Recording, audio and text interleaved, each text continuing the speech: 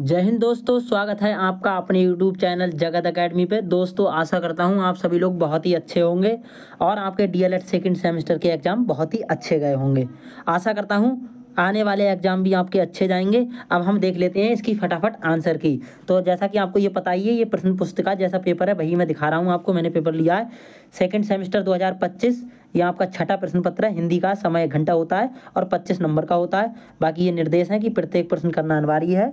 इसके अंक जो हैं वो सम्मुख दिए गए हैं। इस प्रश्न पत्र में 3 प्रकार के प्रश्न है। बहुविकल्पीय प्रश्नों के सही विकल्प छांटकर अपनी उत्तर पुस्तिका में लिखें। अति लघु उत्तरीय के लगभग 25 वर्ड में लिखना होता है और आपको लघु के 75 वर्ड में लिखना होता है। तो अब पहला है वास्तुनिष्ठ प्रश्न। तो पहला क्वेश्चन है, इसे देख लेंगे कि रानी केत की कहानी के रचयिता कौन है। तो मुंशी इंसाअल्लाह खान है। उच्चारण की सर्वाधिक उपयुक्त समय होता है भैया प्राथमिक स्तर पर। उच्चारण शिक्षण का सर्वाधिक उपयुक्त समय प्राथमिक शिक्षण मतलब प्राथमिक स्तर पर ही हम करा सकते हैं। क्वेश्चन नंबर 3 है, क्रिया के मूल रूप को क्या कहते हैं? धातु कहते हैं। शब्द के आदि में जुड़कर अर्थ परिवर्तन करते हैं वो भैया आपके उपसर्ग कहलाते हैं। आदि माने होता है आगे, जो शब्द आपके आगे जुड़ेंगे वो कहलाएंगे उपसर्ग। क्वेश्चन नंबर 5, जो शब्द समान अर्थ रखते हैं उन्हें क्या कहते हैं भैया? समानार्थी। जो अनेक अर्थ रखते हैं उन्हें अनेकार्थी और जो एक अर्थ रखते हैं उन्हें एकार्थी। ठीक है भैया। अब आप बता देना कमेंट करके कि आपके 5 में से कितने सही गए हैं। अब ये लिखित अभिव्यक्ति के 2 उद्देश्य आप बता देंगे।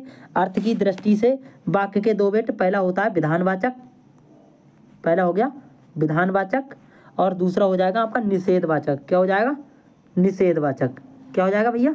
निषेधवाचक। ये आपकी वाक्य की दृष्टि से 2 होते हैं। ठीक है। योजक चिन्ह का प्रयोग करते हुए 2 उदाहरण दीजिए भाई। योजक चिन्ह का प्रयोग करना है जैसे और मतलब देर, जैसे किसी शब्द की 2 बार पुनरावृत्ति हो जाए उसके बीच योजक चिन्ह लगता है, जैसे ये हो गया। ठीक है। जैसे वह बार बार खाना खा रही है, तो बार बार के बीच में क्या लग जाएगा? योजक चिन्ह लग जाएगा, बार बार। ठीक है। या फिर जल्दी, धीरे धीरे, ये होता है आपका योजक चिन्ह, इस टाइप से लगता है, ये आपका योजक चिन्ह है। तो इसके 2 आपको उदाहरण देने थे, आपने लिख दिए होंगे। जैसे वह जल्दी जल्दी खाना खा रहा है, वह जल्दी जल्दी पत्र लिख रहा है। भाववाचक संज्ञा के 4 उदाहरण अर्थात अदृश्य। तो भैया पहले हो जाएगा जैसे हमारा मिठास, मिठाई है आपकी जातिवाचक, लेकिन मिठास हो जाएगी भाववाचक। ठीक है। दूसरी आपकी हो जाएगी अच्छाई। ठीक है, ये कॉमन है। और आपकी हो जाएगी तीसरी हो जाएगी बुराई। ठीक है, जो दिखना हो। ठीक है। और आपकी चौथी हो जाएगी जैसे कोई भी आपकी अवस्था हो सकती है जिसे हम उसे प्लेट में नहीं परोस सकते हैं। ठीक है। जैसे भावनात्मक जो भी चीज़ें होती हैं वो आपकी आती हैं इसमें, जैसे बुराई, अच्छाई, लड़ाई, ये सब आपकी क्या हो जाएंगी? भाववाचक संज्ञा होंगी। पत्र लेखन की 4 व्यवस्थाएं आपने लिख दी होंगी। एक ये था शॉर्ट में कि पंच परमेश्वर कहानी के लेखक कौन है। तो भैया पंच परमेश्वर कहानी किसने लिखी है? प्रेमचंद जी ने। ये आपके 1 नंबर के क्वेश्चन आते हैं। अब आपके 2 नंबर के क्वेश्चन शुरू हो गए। पहला क्वेश्चन है, कहानी की शिक्षण की प्रमुख विधियों का उल्लेख आप लोगों ने कर दिया होगा। प्राथमिक स्तर पर कविता शिक्षण के उपयोगी विधियां आपने लिख दी होंगी। समास के 6 वेद होते हैं। कहीं कहीं किताबों में सीरीज में 4 विधि हुए लेकिन 6 होते हैं।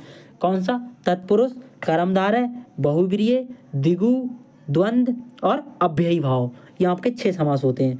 विराम चिन्हों के प्रकार, वैसे आपके विराम चिन्ह अर्धविराम और पूर्ण विराम होता है। ठीक है। अगर चिन्ह पूछ लेगा तो उनकी संख्या 11 हो जाएगी। ठीक है। तो ये 2 हो जाएंगे। अब सर्वनाम किसे कहते हैं? परिभाषा लिख दी हो, सर्वनाम के भेद भी लिख दिए होंगे। और अनौपचारिक पत्र किसे कहते हैं? तो आशा करता हूँ आप सभी ने ये टिक कर लिए होंगे। एक बार मैंने फिर बता देता हूँ। इसमें समानार्थी हो जाएगा, इसमें उपसर्ग हो जाएगा, इसमें धातु हो जाएगा और इसमें प्राथमिक स्तर हो जाएगा, इसमें मुंशी इंसाअल्लाह खां हो जाएगा। अब आप मुझे बता देना 5 में से आपका स्कोर कैसा रहा। वीडियो अच्छी लगी हो तो वीडियो को लाइक कर देना, चैनल को सब्सक्राइब कर देना। मिलते हैं अगले सेशन में, मैं सबके सॉल्यूशन कराऊंगा। तब तक के लिए जय हिंद।